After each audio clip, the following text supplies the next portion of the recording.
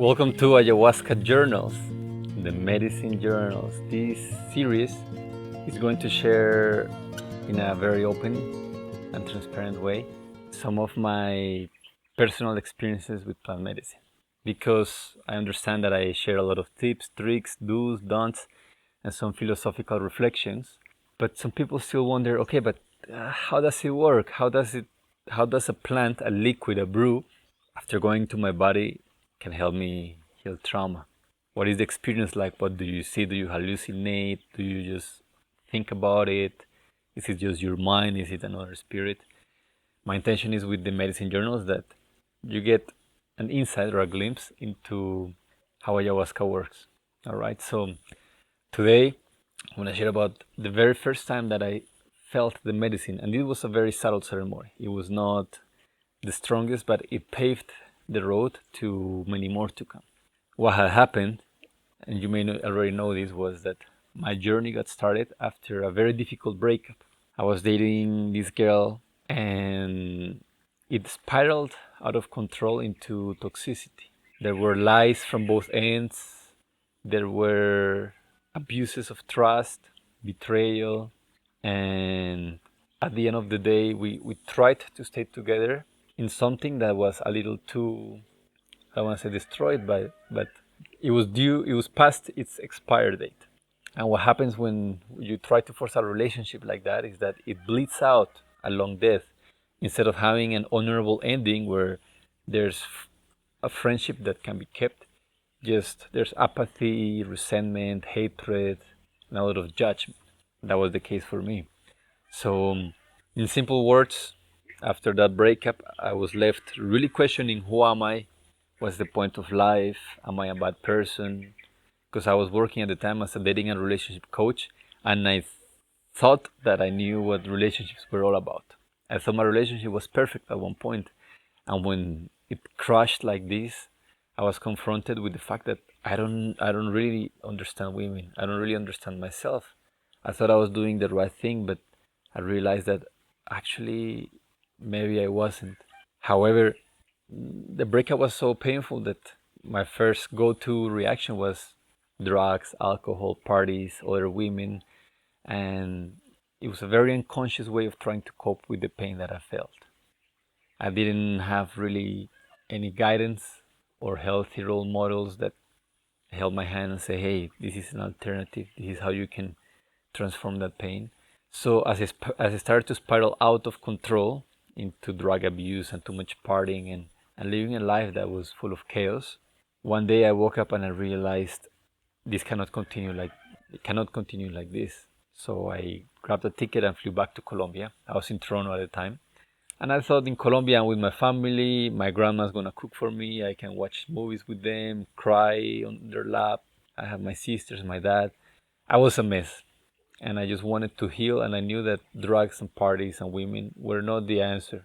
And I felt like shame and guilt for everything that I was doing, and I felt I need to get myself straight. And when I was in Colombia, a friend of a friend had invited me to an ayahuasca ceremony, and I thought, oh, I've heard about this, and now would be a good moment. I went to the ceremony with the main intention of, I want to release whatever I may be holding onto from my relationship that just ended. In my mind, I thought, it's okay, she left, I'm better without her, my life is better, I'm on my own. I was very closed off to the pain, and I felt that I don't want her in my life, but I'm fine. But deep inside, I knew that if I was fine, I would not be trying to cope with life in the way that I was.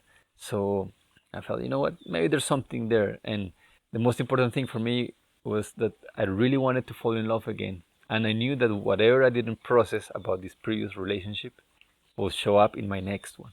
And whatever grudges I kept against my ex or against women in general will show up and will prevent me from having a beautiful love story with a new person.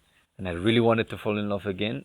I knew it was a little too soon, but I thought I want to do the work so that the next partner I invite is someone with whom a beautiful sacred relationship is created, and hopefully not with someone with whom I repeat this cycle of toxicity. That's a long context story, but bear with me. I arrived to the ceremony, and it was with one of the elder Colombia, Taita Hipólito Muchavisoy, and I was sitting there. I went by myself, and when it was time, I drank my first cup. Nothing happened. I looked next to me, and there's women foaming and shaking, and people screaming, and the whole thing looks like out of a horror movie. Some people being exorcised, and the whole thing was like a psychiatric hospital. Just want to let you know that a normal ayahuasca ceremony is not like this. This specific shaman, who he passed away recently. His medicine was known to be really rough.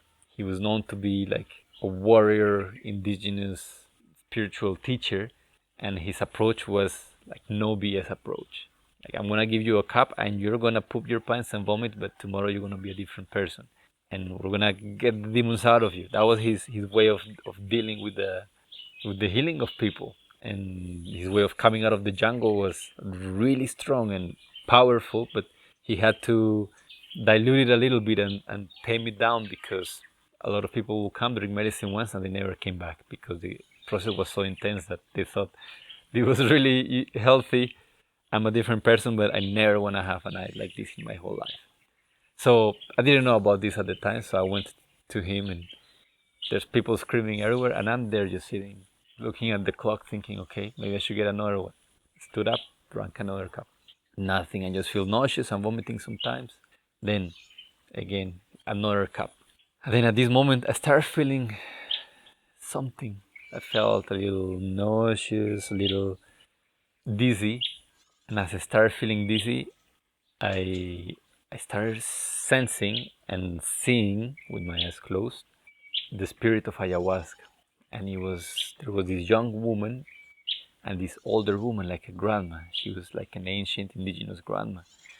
And they came and they started pouring water on top of my head. And I take this as a symbolism of starting to clean my energies.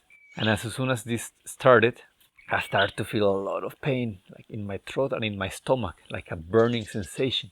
And I got scared. I thought, oh my God, what's happening? I'm really sick. I'm really, really sick. And as I start feeling that, I get flashes from the last big fight that I had with my ex. And I saw how in the past she had been physically violent. But this one time, we got into an argument, and she was about to rush away from home. And there was a point where just the way that she was standing right in front of me and the way that she was grabbing me, I was afraid. I felt like she's about to hit me once again.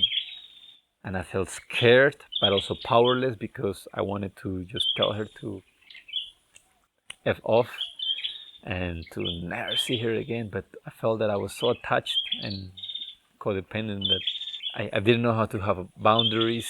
And I felt both shame and resentment and anger at that situation, because, and I will share in future videos, it was a deep reflection of my relationship with my mother, of powerlessness, of violence, of a lot of unhealthy things. And this image started coming up, and I started feeling all the resentment and hate and anger I had towards her, and for what she did, and the lies that she exercised, or the lies that she created towards the end of our relationship. And I felt this desire for revenge, to punish back. And I saw how, in a very unconscious way, a lot of what I was doing in Toronto was a subtle desire to get back at her, even though she was already out of my life. And then I started feeling that anger, and the medicine showed me. I heard this voice saying, look what you're carrying. And I thought, yes, but like, it wasn't right what she did to me. It wasn't fine, it wasn't good, it was so painful, it wasn't right. And the medicine was like, yes, but you gotta let it go. And I thought, no, if I forgive her, then it means that what she did was right. And the medicine kept saying, it is not about her doing something that was right or wrong. Just look at it. Look what you're doing to yourself. And I was really attached to my pain, to my righteousness, to my hatred of her. And I thought, no, I'm not gonna let it go, because it wasn't right. It wasn't nice. It was painful. It broke my heart. And then the more that I resisted, the more that the sickness built up in my body. The medicine showed me It made me more and more conscious. I felt like I wanted to vomit, but I couldn't. It was stuck here, and I felt anger and hatred and like the desire to punch something. And I kept saying, no, no, no, it was not okay. I'm not gonna let it go. And then the medicine at one point said, she punished you, or you feel that she punished you and she hurt you once in that moment. But look what you have been doing to yourself ever since. You have been doing the exact same thing that you feel so angry at her for. You're angry at the pain that she caused you. And because of that, you have causing so much pain to yourself through the drugs, through the parties. Pain to the women that you've been dating because your heart is not involved. And pain to your body because look how that resentment is consuming you. And in that moment, I understood that to forgive her, to accept what had happened, was a gift for myself, not for her, although also liberated her from that bitterness that I carried. And now at that point, I realized I'm okay with having suffered once. I don't want to be the one that perpetuates my own suffering. I don't want to carry this with me. So I reached in the bottom of my heart and I forgave her. I said, it's okay. It is what it is. It is what it was. And the moment that I did that, like half a bucket of vomit started coming out of my system. I vomited more and more and more. And as I vomited, I could feel like a big weight was lifted off my back. And in that moment when I thought of her, I started also noticing the sweetness, the love, the care that she had had for me, which was a lot bigger and a lot more consistent than the isolated, ugly moments that we had. I also started feeling and noticing what I had done and how I thought that I had been a good guy. And the medicine showed me, hey, look, this moment you took advantage of her trust. In this moment you objectified her for your own pleasure. In this moment you lied to her. In this moment you caused pain and you knew it. In this moment you broke her heart and you ignored it. And then I was in tears because I went from resentment towards awareness and then compassion, because now I could understand exactly why she had done what she did, exactly why the relationship had turned so ugly. Most importantly, and the most difficult part, I knew the role that I played in it. I saw that I was not a victim of what she did, but I co-created what happened. 100%. We both played a role in how the relationship turned out. And I saw that I was not an angel. I was not right and she was wrong. We both put the seeds and nourished them. And they were seeds of something ugly. And that's what we collected eventually. And I could see that everything unfolded in a perfect way. Doesn't mean that what she did was right, but it was the inevitable consequence of everything that went into that relationship. And that was liberating because I was not a victim of anybody. I was not powerless. Because if I created such ugliness in my previous relationship, it was also up to me to create beauty in my next one, which is my current one and the woman that I married. So there have been so many more insights that I have had. I ended up eventually gathering the courage and sending an apology to my previous partner for things that I did and all the pain that I inflicted. More than whatever response I received from her, apologies and forgiveness is a gift that we give to ourselves. It's the gift of accepting what happened and learning to see the perfection in it. And I know this may be or may sound very difficult if you've gone through abuse, if the abuse came from your parents or someone who was meant to protect you. In our center, we have worked with many women, especially that have been sexually abused by relatives, one woman by her father. And in those cases, it's very difficult to understand the perfection or to accept what happened because it's so inhumane and so ugly that it is very hard to conceive that if there's a God, He will allow such things to happen. But this is the experience of all these people and women that have healed. Learning to accept what is doesn't mean that you condone the wrongdoings of somebody else. It doesn't mean that you cheer for the ugliness and the pain that someone inflicted on you. No. It just means that you love yourself enough to not keep punishing yourself for the punishment that somebody else inflicted upon you. Life is already challenging and difficult, and there's a lot of beauty, a lot of ugliness, a lot of chaos, and order and harmony. for us to be using our mind, our body, our memory to punish ourselves.